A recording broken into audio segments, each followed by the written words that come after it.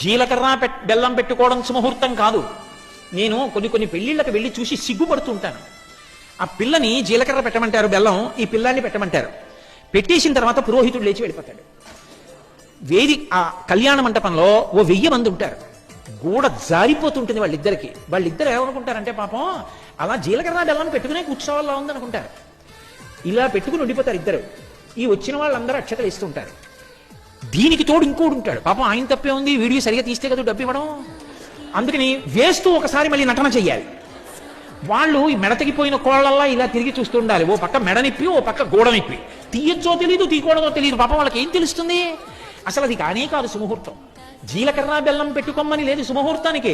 ఒకరి కన్నులలోకి ఒకరు చూసుకున్నది సుముహూర్తం. ఏమయ్యా సుబ్రహ్మణ్యం, ఏదా మంత్రం చెప్పోసారి. అఘోర చక్షు అనుందా లేదా మంత్రం? నేను ఈమె కన్నులలోకి ఎప్పుడు చూస్తున్నానో అది శుభముహూర్తం. ఆమె నా కన్నులలోకి ఎప్పుడు చూస్తోందో అది శుభముహూర్తం. అందుకే తెర దింపుతారు. అప్పటి వరకు ఒకరినొకరు చూసుకోరు. ఆ సుముహూర్తానికి ఒకరినొకరు చూసుకోవాలి. వీడియోల వంక చూడమనకూడదు. వాళ్ళని ఒకళ్ళ కళ్ళల్లోకి ఒకళ్ళు చూసుకుని వృద్ధాప్యం రాకుండా ఆనుకూల్యత కొరకు జీలకర్ర బెల్లం పెట్టుకుంటారు ఒకళ్ళ తల మీద ఒకళ్ళు. అది పెట్టుకున్న తర్వాత చేయి తీసి ఇచ్చు. అంతేకాని సుముహూర్తం అంటే అసలు కళ్ళల్లోకి చూసుకోవడానికి వీలు లేకుండా తెరమించి ఇది పెట్టించేసేసి నొక్కేసుకుంటూ ఇలా కిందకి నేల మీద చూపులు చూసుకుంటే వాళ్ళకి ఎలా అభ్యున్నతి కలుగుతుంది చెప్పండి నాకు? తప్పు ఎవరు చేస్తున్నారు?